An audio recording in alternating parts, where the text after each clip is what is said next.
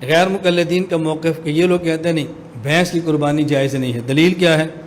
اب دلیل اتنی بھونڈی ہے، کہتے ہیں بھینس کی قربانی کرنا صحیح نہیں، اس لیے کہ عرب میں نہیں پائی جاتی تھی، بس یہی دلیل ہے۔ فقہ الحدیث افادات ناصر الدین البانی، آپ کے مسائل ان کا حل مبشر احمد البانی، ایک البانی اور ایک البانی، اور دلائل آپ دیکھیں بندے کو سن کر بھی حیات یعنی کو دلائل دینے کا سلیقہ ہے۔ اور مبشر البانی جماعت الدعوہ کا قاضر گزاد ہے، چیف جسٹس۔ اس کا ظاہر ہے جیسی دلیل ہو ویسا جواب ہے، سب سے آسان جواب الزامی جواب دو۔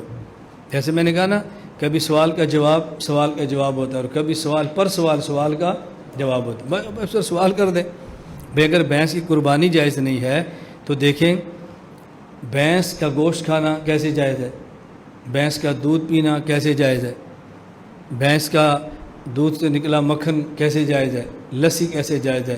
چلو سب چیزیں مان بھی لیں تو جب ہم قربانی بھینس کی کریں اور اس کی جائز نہیں تو اس کی کھال لینا کیسے جائز ہے، کھا لینا کیسے جائز؟ یہ سب جائز ہے، اور یہ قربانی جائز حضور کے دور میں نہیں پائی جاتی تھی۔ یہ الزامی جواب۔ اور باقی جو تحقیقی جواب بڑا آسان ہے، وہ یہ کہ ہم جو بھینس کی قربانی کو جائز مانتے ہیں تو اس کی بنیاد دلائل ہے۔ مسئلہ زکوٰۃ میں جو حکم گائے کا ہے وہی حکم بھینس کا ہے، قیاس کیا گیا ہے، اور قیاس ایک دلیل شرعی ہے۔ جو مسئلہ زکوٰۃ میں گائے کا ہے وہی مسئلہ بھینس کا ہے، تو ہم نے قربانی کے مسئلے کو زکوٰۃ کے مسئلے پر قیاس کیا ہے، اور قیاس دلیل شرعی ہے، اس لیے قیاس کا انکار نہیں ہو سکتا۔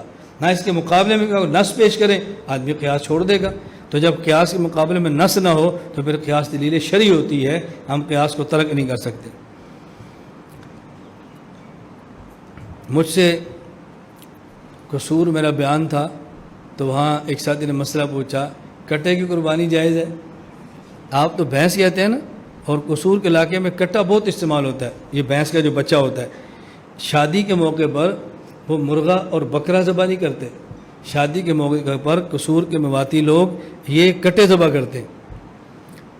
اب تو میں نے بہت طرز بدل دیا، بہت طرز سنبھال لی ہے۔ اس کی وجہ کہ شروع میں ہم نے زور توڑنا تھا نا، اور زور کو توڑنے کے لیے میں نے اسی لہجے میں بات کی جیسے یہ بولتے تھے، جیسے اعتراض کرتے ویسے میں جواب بھی دیتا تھا۔ تو انہوں نے وہاں قصور چیٹا گئی کہ مولانا صاحب کٹے کی قربانی جائز ہے۔ میں نے کہا انسان چاہتا ہے کٹا ذبح ہو جائے، کٹا نہیں چاہتا کٹا ذبح ہو جائے۔ تو میں نہیں سمجھ، میں نے کہا انسان چاہتا ہے کٹا ذبح ہو کیونکہ انسان کٹے کی جنس الگ ہے، لیکن کٹا نہیں چاہتا کٹا ذبح ہو، اس کی اپنی جنس ٹوٹتی نظر آتی ہے، باقی ذبح کرنا تو جائز ہے۔ اور پھر لوگ سمجھتے ہیں میں نے کیا بات کی، وہ اس طرح چٹوں کا جواب چلتا ہے نا، پھر دوبارہ چٹ نہیں آتی، بالکل چٹ نہیں دیتے۔